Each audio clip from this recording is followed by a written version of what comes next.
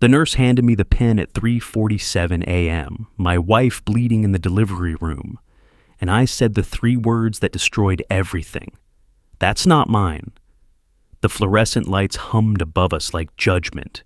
That blue Bic pen, I can still feel its weight, heavier than a gavel in my fingers. Sarah was hemorrhaging, they said. The doctor's mask couldn't hide his shock when I set the pen down on the metal tray, the click echoing off sterile walls. Sir, your wife she needs medical care. Give it to her, but I'm not signing anything. The nurse's hand was shaking. 3 other nurses stood frozen by the incubator. The security guard by the door shifted his weight, hand moving to his radio. They all stared at me like I'd committed murder instead of simply refusing to commit fraud. The birth certificate lay there between us, those blank lines waiting for lies I wouldn't write. Mr. Davidson, the head nurse tried again, her voice carefully professional.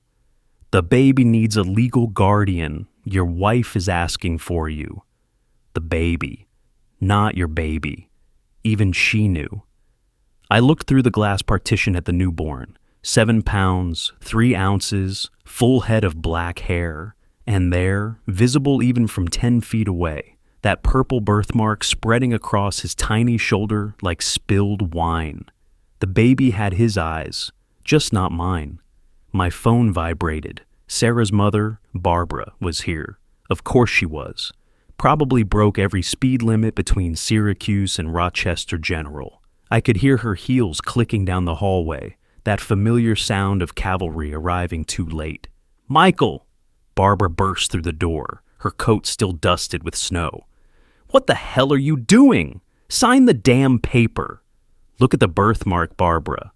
She stopped mid-stride. Her eyes found the baby, then the mark. The color drained from her face like water from a sink. You knew. It wasn't a question. She stopped crying when she saw my face.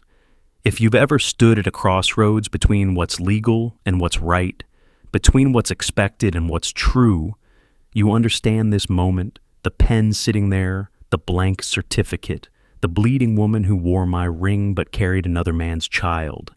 Sir, we need to move your wife to surgery. The doctor's voice cut through the tension. She's lost a lot of blood. Then move her. The paperwork. Her medical insurance is in my name.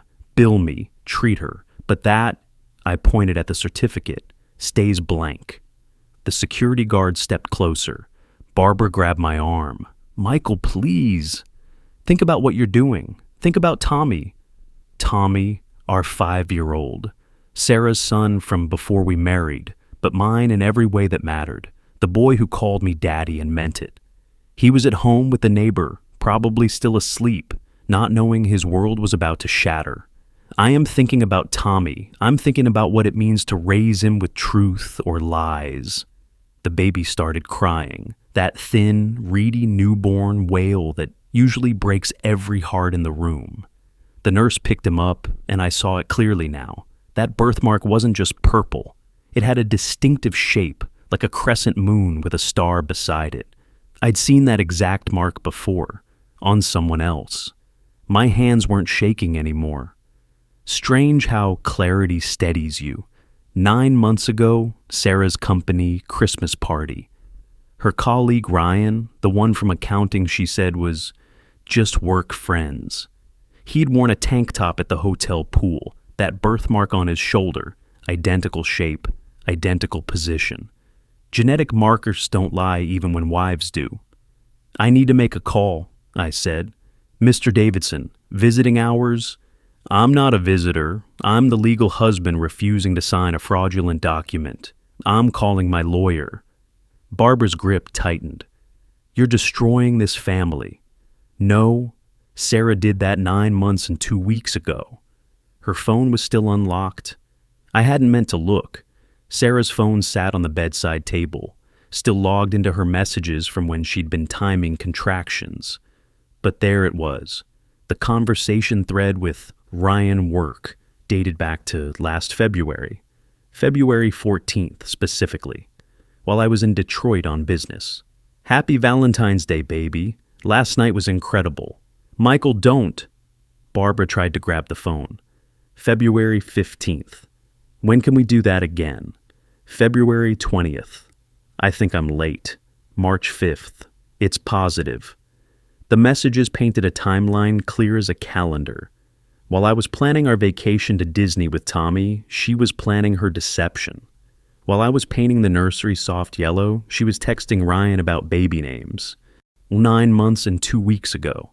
The social worker arrived then, clipboard in hand, that practiced neutral expression they must teach in school. Mr. Davidson, I'm Jennifer from Family Services. I understand there's a situation. The situation is biological fraud, Jennifer. She glanced at the unsigned certificate. Sir, if you're married at the time of birth, state law presumes.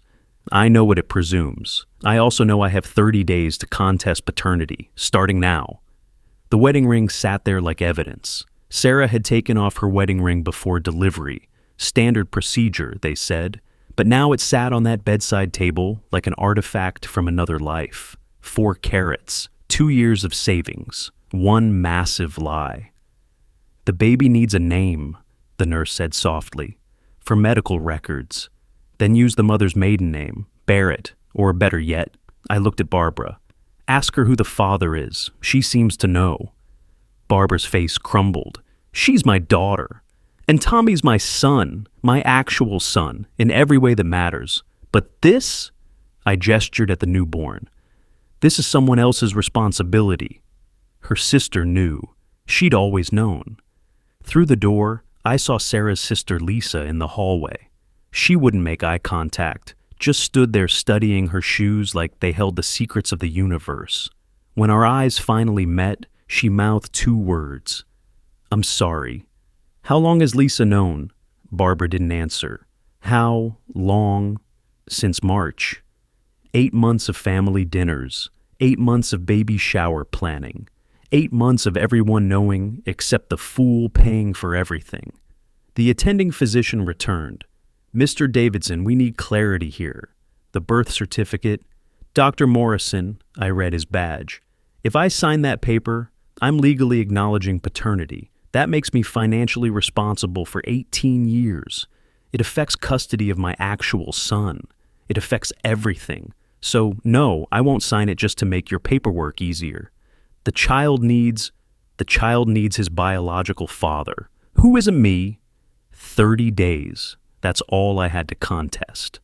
The hospital administrator arrived at 5:15 a.m., looking like she'd been dragged from bed, which she probably had.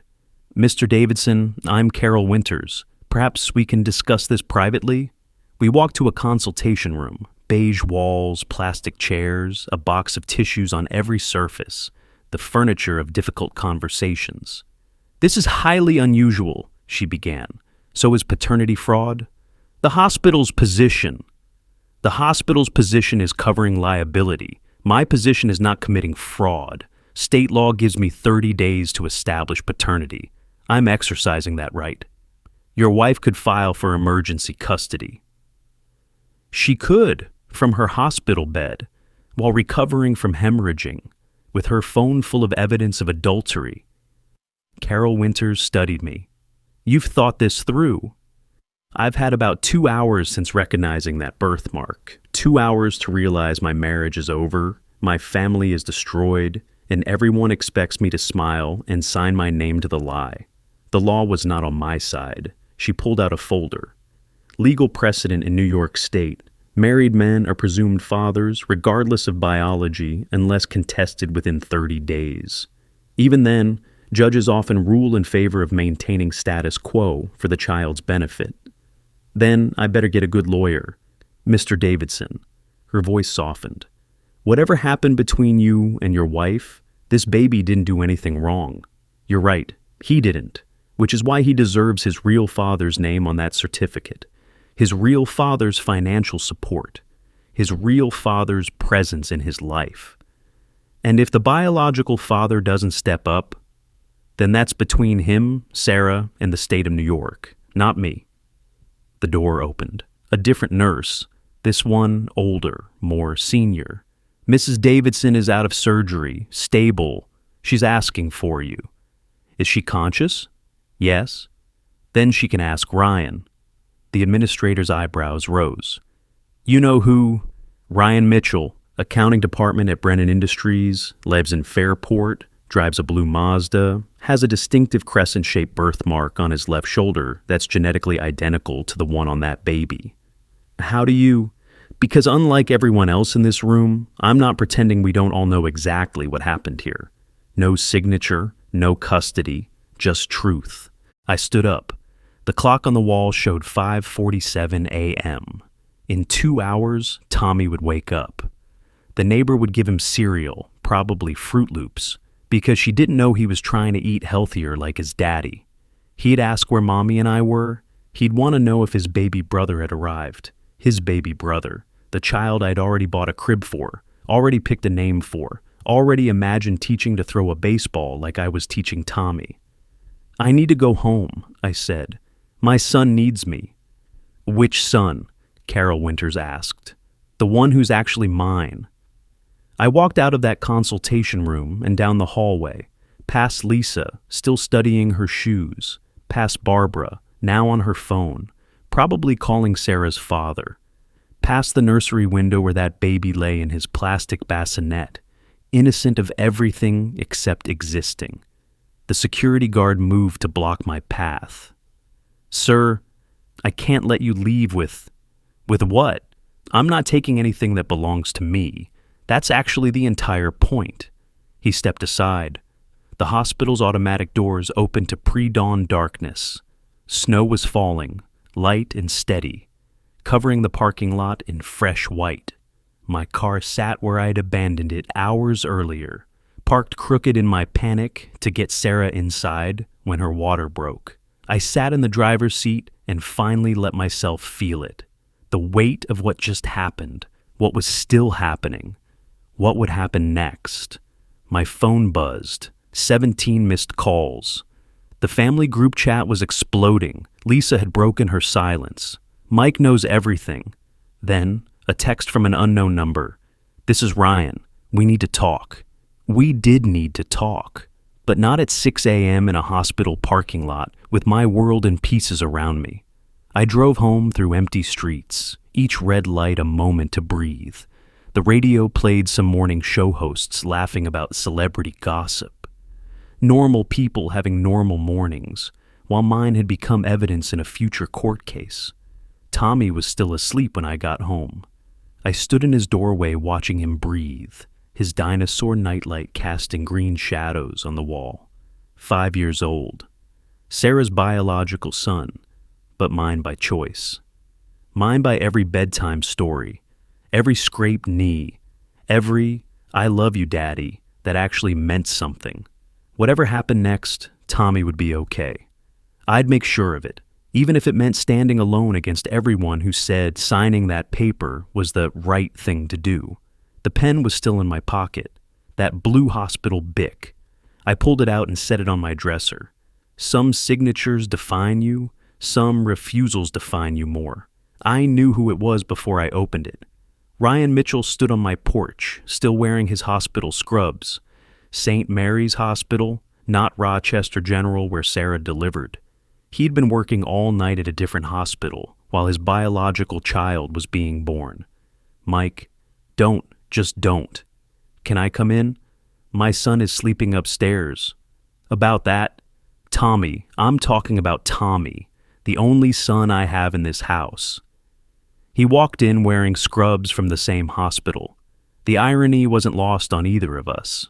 2 medical professionals in the family, Sarah, a pediatric nurse, and Ryan, an X-ray technician, both trained to help people, both trained in ethics, both apparently failed that particular course. Coffee, I offered, not from kindness, from needing something to do with my hands that wasn't punching him. Mike, I want to... Sign the birth certificate? Great. Head to Rochester General, room 308. Ask for Carol Winters in administration. I can't. The coffee mug stopped halfway to the counter. Excuse me? I'm married. My wife doesn't know. If I sign that certificate... Your wife doesn't know you've been sleeping with my wife for 9 months? It wasn't 9 months. It was complicated.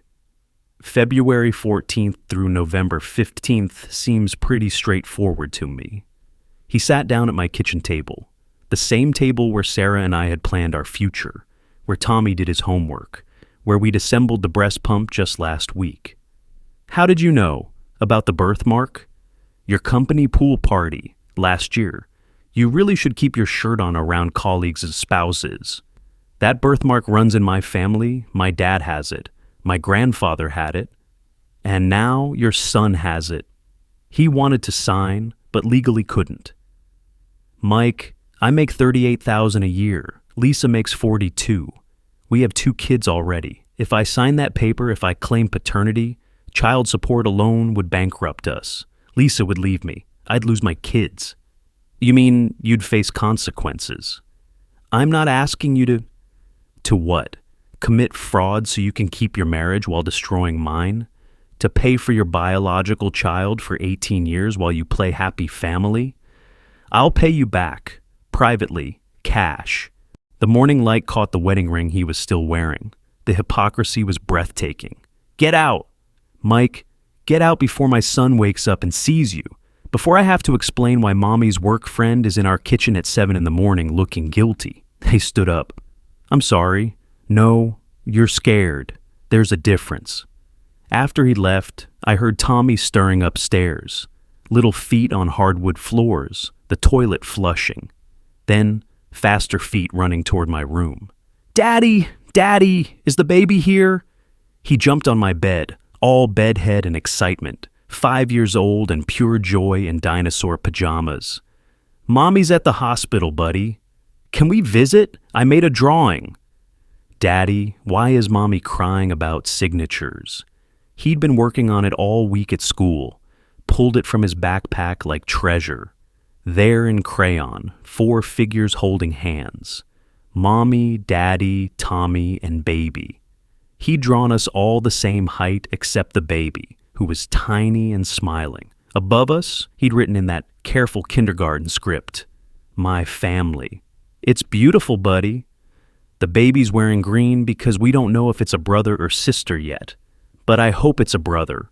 Sisters are gross. Jacob's sister eats boogers. Tommy, when can we see Mommy? I want to give her the picture. The pure innocence of it broke something in me. This little boy who'd already lost one father, his biological dad, who had walked away before he was born, now standing on the edge of losing another family. We'll see Mommy soon, but Tommy, there's something we need to talk about. Is Mommy okay? Mommy's going to be fine, but things are complicated right now. He tilted his head, that gesture that was pure Sarah. What's complicated mean? How do you explain adult destruction to a 5-year-old? How do you tell him that the baby brother he's been waiting for isn't actually his brother? That daddy isn't the baby's daddy? That his whole world is about to change because adults couldn't keep their promises? It means confusing, like a really hard puzzle. I'm good at puzzles. I know you are, buddy. I know. My phone rang. Sarah's father, Robert. I let it go to voicemail. Then Barbara called, then Lisa, then numbers I didn't recognize. Daddy, your phone is being really loud. You're right. Let's have breakfast. I made him Fruit Loops, so much for healthy eating. He chattered about school, about his friend Jacob, about the class hamster named Mr. Whiskers. Normal 5-year-old morning conversation while my phone lit up with crisis after crisis. Then a text from Sarah. Please come, I need you. After 9 months of lies, she needed me. Daddy, why is Mommy crying about signatures? I looked up from my phone. What? Grandma Barbara called yesterday when you were at work. She was talking to Aunt Lisa. She said Mommy might cry about signatures, but it would be okay. They'd been preparing. They'd all been preparing for this moment, knowing I might find out, creating their strategies for damage control. Everyone except me knew this was coming. Sometimes adults cry about paperwork, buddy. It's boring adult stuff. Like taxes? Exactly like taxes. He seemed satisfied with that answer, returning to his cereal. But I wasn't satisfied with anything anymore. My phone rang again. This time, a number I recognized from last night. Carol Winters from the hospital. Mr. Davidson, I'm calling to inform you that we've had a development. What kind of development? Someone has come forward claiming to be the biological father. Ryan Mitchell. You know him? He was just in my kitchen trying to bribe me. Silence. Then, Mr. Davidson, he's requesting a DNA test. Good, so am I. It's not that simple. His request complicates things. The mother has to consent to testing the baby. And if she doesn't, then we wait for a court order, which could take weeks. Probability of paternity, 0%. Ms. Winters, I want to be very clear. I will not sign anything until there's a DNA test. If that means the birth certificate sits blank for weeks, so be it. The baby needs insurance coverage. The baby is covered under Sarah's insurance for 30 days after birth, regardless of paperwork. I know because I read the policy when we thought we were having our child. Mr. Davidson, I'll be there in an hour with my lawyer. We can discuss this further then.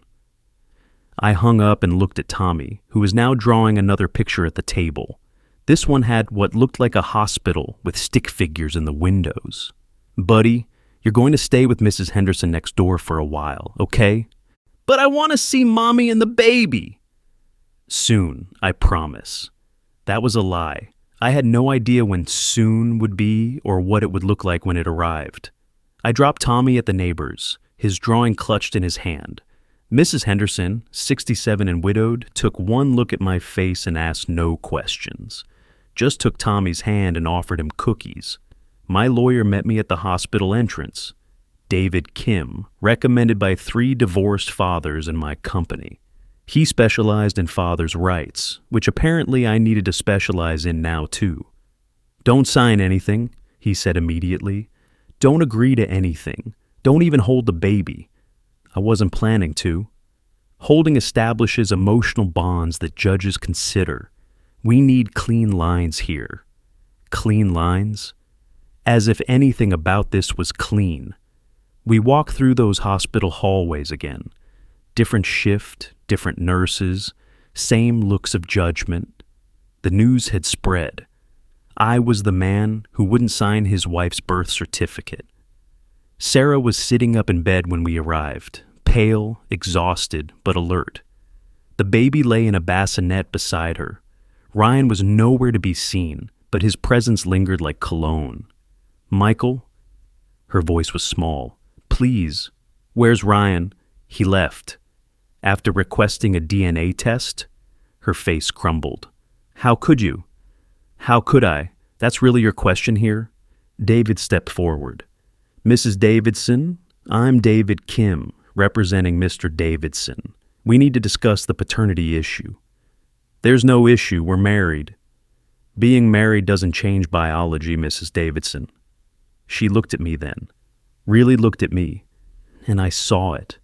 She'd never expected me to find out. In her mind, that birthmark was just a birthmark. The timeline was close enough. The deception was perfect enough.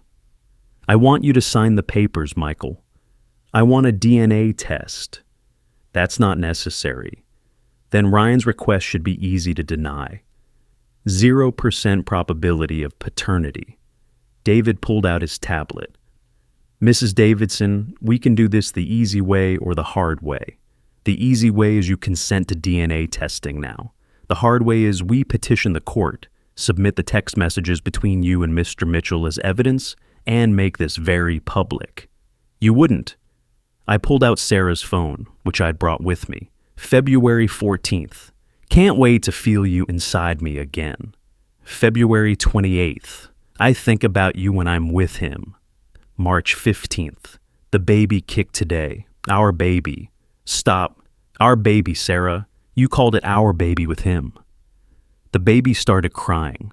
Sarah reached for him, and I saw her wince.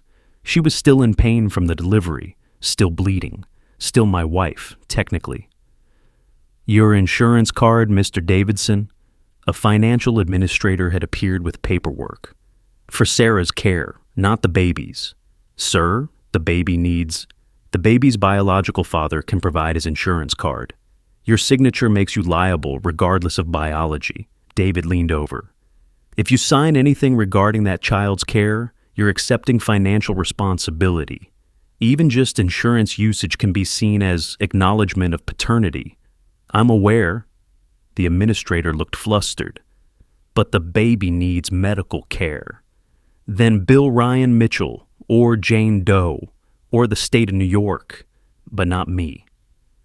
Sarah started crying, not the pretty tears of movies, but raw, ugly sobs that shook her whole body. The baby cried louder, responding to his mother's distress. "You're destroying us," she managed between sobs. "No, you destroyed us 9 months ago. I'm just refusing to subsidize the destruction." A commotion in the hallway.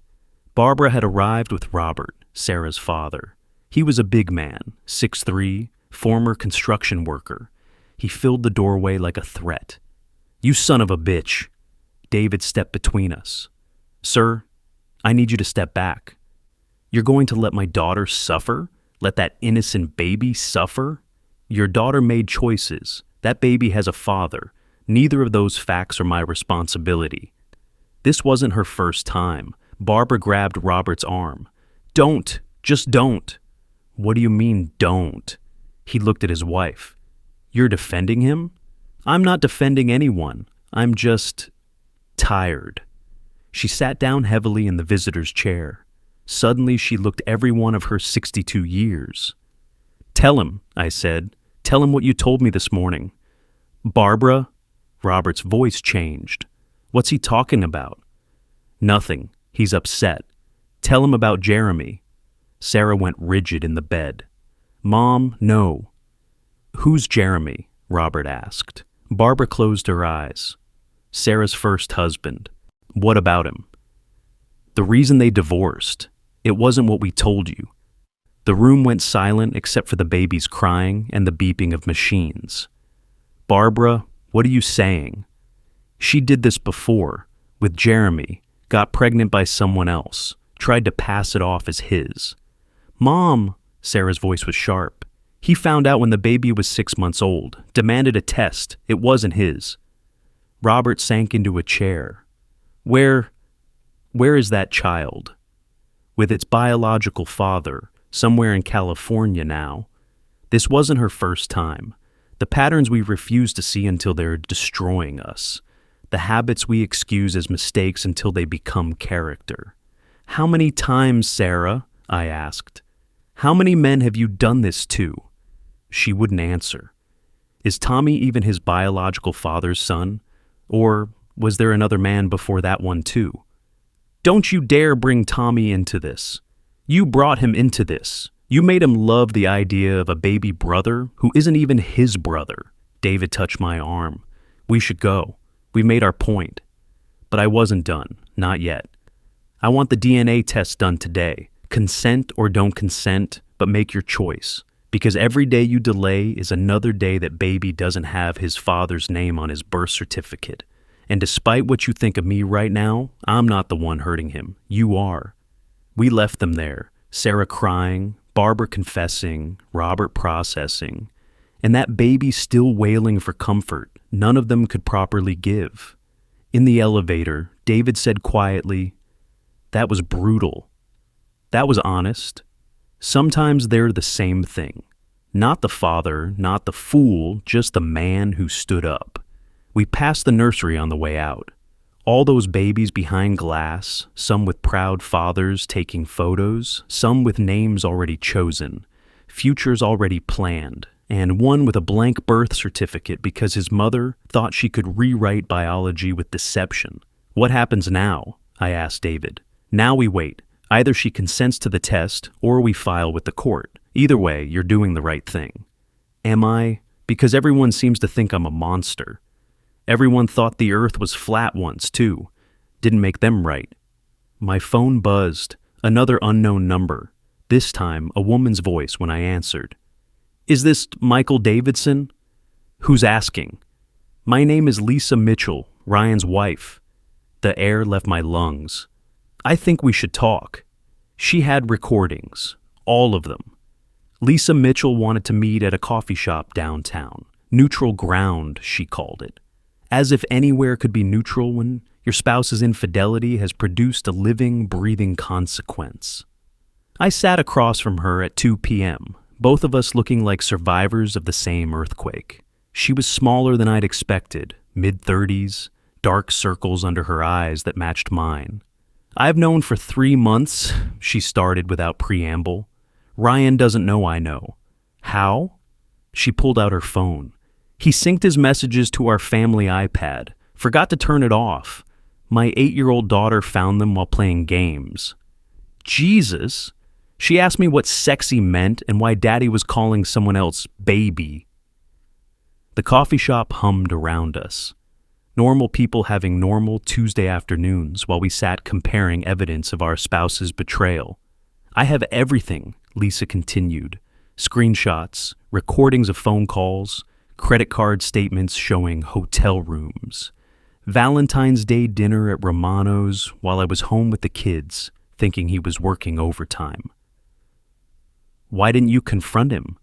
I was gathering evidence, waiting for the right lawyer, planning my exit. She laughed bitterly.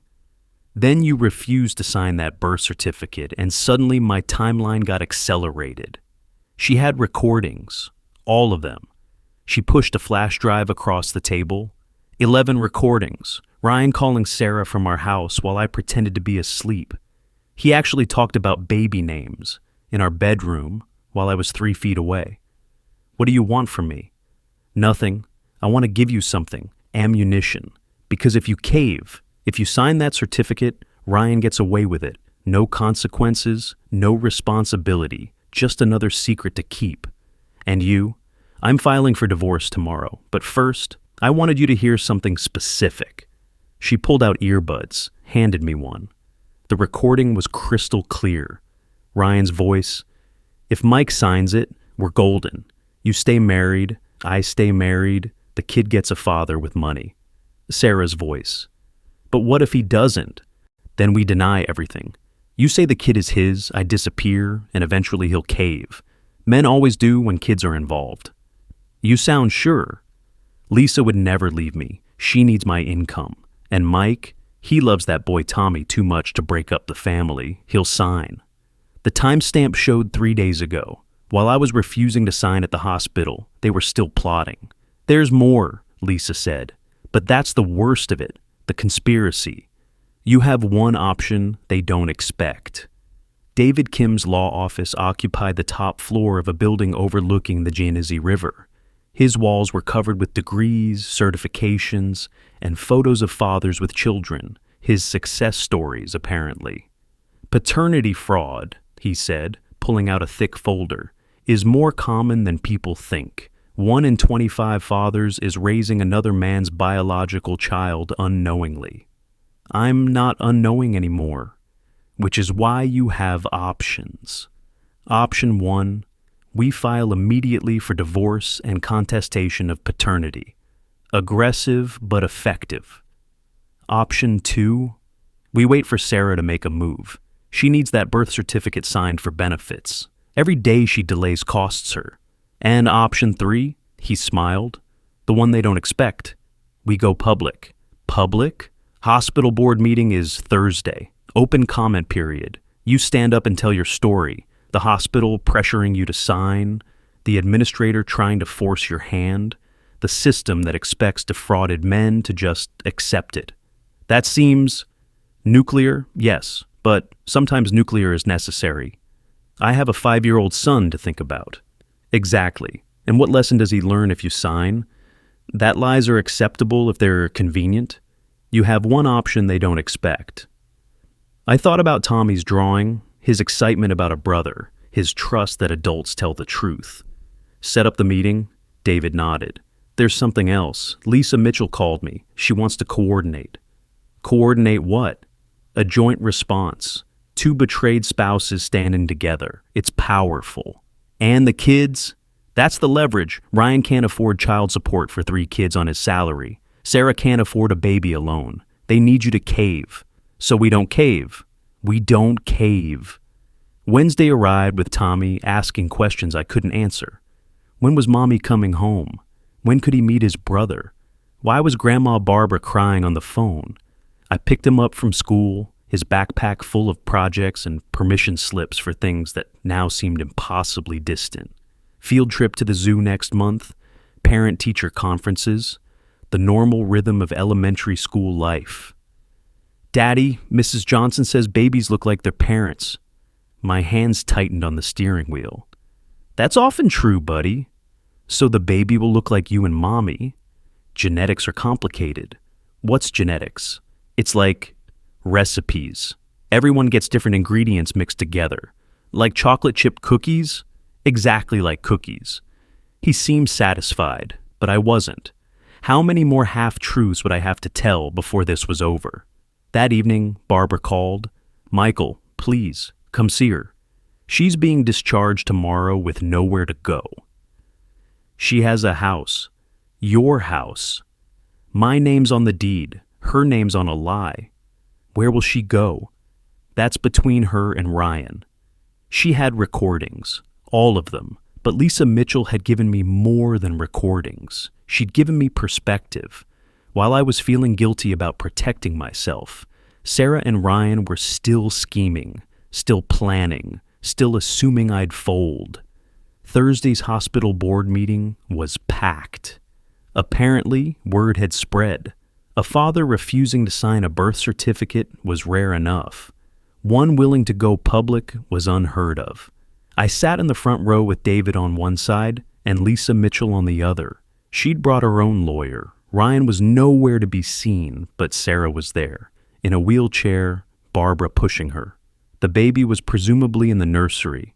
The board went through regular business first. Budget approvals, staff commendations, the mundane machinery of hospital administration, then public comment period. I stood up. My name is Michael Davidson. 6 days ago, I refused to sign a birth certificate in this hospital. The room went silent. The child my wife delivered is not mine. I know this because of a distinctive genetic birthmark that matches her colleague, Ryan Mitchell, with whom she's been having an affair for 9 months. Board members shifted uncomfortably. But this isn't about infidelity. This is about the systematic expectation that defrauded men should accept financial and legal responsibility for children that aren't theirs. This hospital's administrator, Carol Winters, told me to sign anyway, for the child's sake, for convenience, for everyone's comfort except mine. This became bigger than just my signature. This same hospital allowed Ryan Mitchell to request a DNA test while pressuring me to sign before that test could be completed. This same hospital has my wife's insurance information, but refuses to process it without my signature on a fraudulent document. Carol Winters was in the back, her face carefully neutral. I'm not asking for sympathy. I'm asking for policy change. No man should be coerced into signing a birth certificate under duress. No hospital should facilitate paternity fraud for administrative convenience. I sat down. Lisa stood up. My name is Lisa Mitchell. The biological father of that baby is my husband, Ryan. While Mr. Davidson was painting a nursery, my husband was sleeping with his wife. While I was raising our 2 children, my husband was creating a third with someone else's spouse. Her voice was steady, controlled. I have recordings of my husband and Mrs. Davidson planning to defraud Mr. Davidson, planning to use his love for his stepson as leverage, planning to avoid responsibility while destroying 2 families. She held up the flash drive. 11 recordings, clear conspiracy. And yet this hospital wants Mr. Davidson to enable that conspiracy by signing his name. The board president cleared his throat. This is a complex personal matter. No, Lisa interrupted. This is a policy matter. How many men sign birth certificates in this hospital under pressure? How many never find out the truth? How many children grow up with medical histories that aren't theirs because hospitals prioritize paperwork over truth? This became bigger than just my signature. Media had arrived. Someone had called them. cameras in the back, reporters taking notes. The story was too unusual to ignore.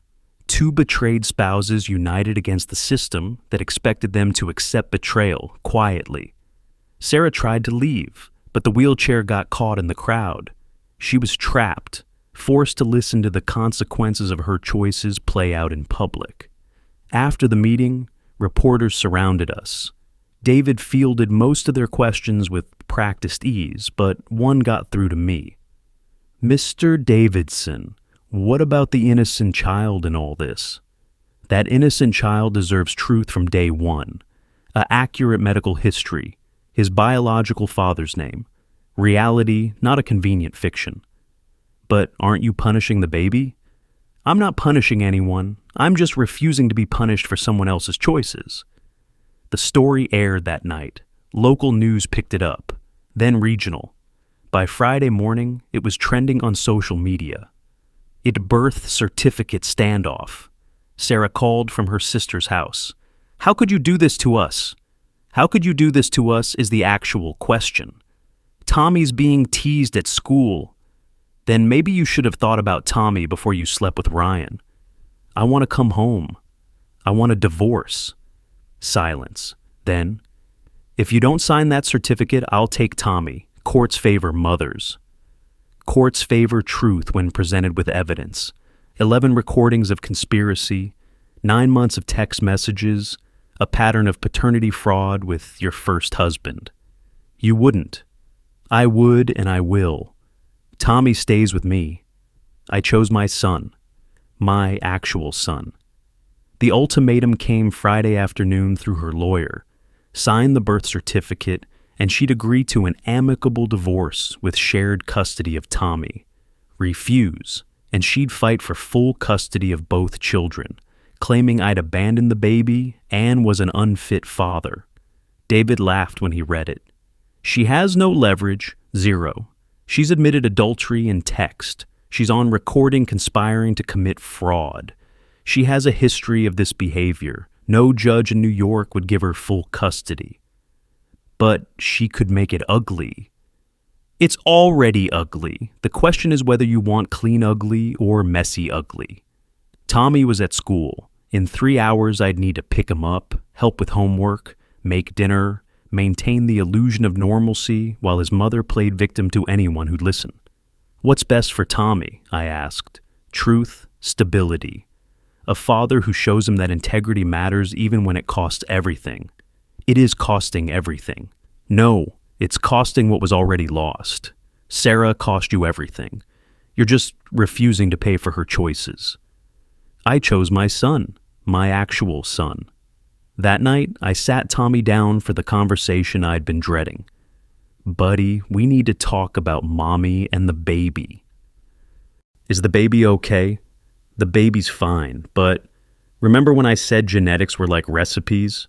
With different ingredients?" "Right, well, the baby got ingredients from mommy and from someone else, not from daddy." His 5-year-old face scrunched in concentration. "So it's not my brother?" "It's complicated. The baby is mommy's but not daddy's. Like how I'm mommy's and my first daddy's but you're my real daddy. The clarity of children. Exactly like that. So, the baby needs to find his real daddy? Yes. And then he'll be loved like you love me?" My throat closed. "That's the plan, buddy." "Okay, can we have pizza for dinner?" Just like that. Children adapt to truth far easier than adults do. Saturday brought unexpected support. Fathers' rights groups reached out. Men who'd been through similar situations. Some who'd signed and regretted it. Others who'd fought and won. One message stood out. "I raised another man's child for 10 years before finding out. I love that kid, but I'll never forgive the lie. You're doing the right thing." Lisa Mitchell filed for divorce that day. Ryan was served at work. He called me, panicking. "Mike, you have to stop this." "Stop what? The consequences of your actions? I'll lose everything?" "You should have thought of that 9 months ago. The baby needs his biological father to step up. That's you." "I can't afford," Then you shouldn't have created a life you couldn't support. He hung up. 10 minutes later, Sarah texted, Ryan abandoned us. Are you happy now? No, I wasn't happy. I was relieved. The masks were finally off.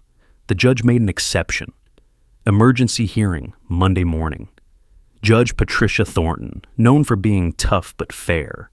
The courtroom was smaller than I'd expected, more office than theater. Sarah was there with Barbara. Ryan came with Lisa, their lawyers, my lawyer, the court reporter. And somehow, it all came down to signatures on paper. This is highly unusual, Judge Thornton began. A birth certificate unsigned for 10 days. Your Honor, Sarah's lawyer started, your client's husband is obligated to nothing regarding a child that isn't his, David interrupted. We have DNA results. The results had come in that morning. Rush job, but legal. Ryan Mitchell, 97% probability of paternity. Michael Davidson, 0% probability. Your Honor, David continued, we also have evidence of conspiracy to commit paternity fraud. He played one recording, just one. Ryan and Sarah planning their deception, laughing about how I'd never know. Judge Thornton's face hardened. Mrs. Davidson, is this your voice? Yes. Mr. Mitchell, is this yours? Yes, Your Honor. Then we're done here. Mr. Mitchell, you will sign the birth certificate. Mrs. Davidson, you will consent to expedited divorce proceedings. Mr. Davidson maintains full custody of the minor child, Tommy, pending final divorce decree. Your Honor, Sarah's lawyer tried. Counselor, your client conspired to commit fraud. She's lucky Mr. Davidson isn't pressing criminal charges. No regrets, no looking back, just forward. Sarah started crying. Not performative tears, but real grief. The life she'd planned, me supporting her and the baby while Ryan remained her secret, was officially over. Furthermore, Judge Thornton continued, Mr. Mitchell, you will pay child support as determined by New York State guidelines. Mrs. Davidson, you have 30 days to vacate the marital home. Where will I go? Sarah asked. That's not this court's concern. You made adult choices, face adult consequences. Ryan signed the birth certificate right there in court. His hand shook, but he signed. The baby finally had his biological father's name. The truth, documented and legal. Walking out of that courtroom, I felt something I hadn't expected. Sadness. Not regret, but sadness for what could have been. The family we'd planned, the future we'd imagined. All of it sacrificed for 9 months of deception. Tommy was waiting at school, no idea his whole world had just been legally restructured. When I picked him up, he ran to me like always, backpack bouncing, smile wide. Daddy, we learned about butterflies today. Tell me everything. And he did. The whole drive home, chattering about metamorphosis and chrysalises and wings. Transformation, change, becoming what you were meant to be. No regrets, no looking back, just forward. 6 months later, the apartment isn't as big as the house, but it's ours. Tommy and me, 2 bedrooms, 1 bathroom, a kitchen just big enough for pancake Saturdays and homework at the dinner table. Tommy's adjusted better than anyone expected. Kids are resilient when you give them truth and stability. He sees Sarah every other weekend, and she's trying to be a better mother. The baby, Samuel she named him, is usually there too. Tommy calls him Mommy's baby, with no confusion or resentment. Ryan pays child support, barely. He and Lisa divorced after a brutal 3-month battle. She got the house, the kids, and most of their savings. He got Samuel on weekends in an efficiency apartment near his work. The birth certificate sits in Sarah's filing cabinet now, properly signed by the actual father. But I kept something. That blue hospital pen. It sits in my desk drawer, a reminder that sometimes the most important signatures are the ones you refuse to make. Dad! Tommy calls from his room. Can you help with my reading? He calls me Dad now. Not Daddy. He's 6, growing up fast, losing teeth and gaining wisdom. Comin', buddy. His teacher sent home a note last week. Tommy had written an essay about heroes for President's Day. Instead of choosing Washington or Lincoln, he wrote about me. My dad is my hero because he tells the truth even when it's hard. The teacher added a sticky note. Whatever you're doing, keep doing it. The certificate was never signed and never needed to be. I'm looking at it now, the essay, framed on my wall next to Tommy's old drawing of our family, the one he made before everything fell apart. 4 figures holding hands. Except now, I see it differently. It was never about the number of people in the picture. It was about the hands holding tight. Tommy and I are building something new. Not the family I'd planned, but the family we chose. Every bedtime story, every homework session, every Saturday morning pancake, we're writing our own certificate of belonging. No signature required. Lisa Mitchell and I have coffee sometimes. Not romantic, just 2 people who understand each other's journey. She's doing well. Her kids are thriving. She sent me a message last week. No regrets. No regrets here either. If you've ever faced a moment where everyone expected you to accept a lie to keep the peace, you know the weight of that blue pen.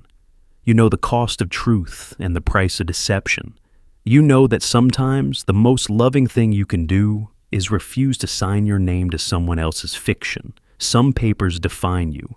Others you define by refusing to sign them.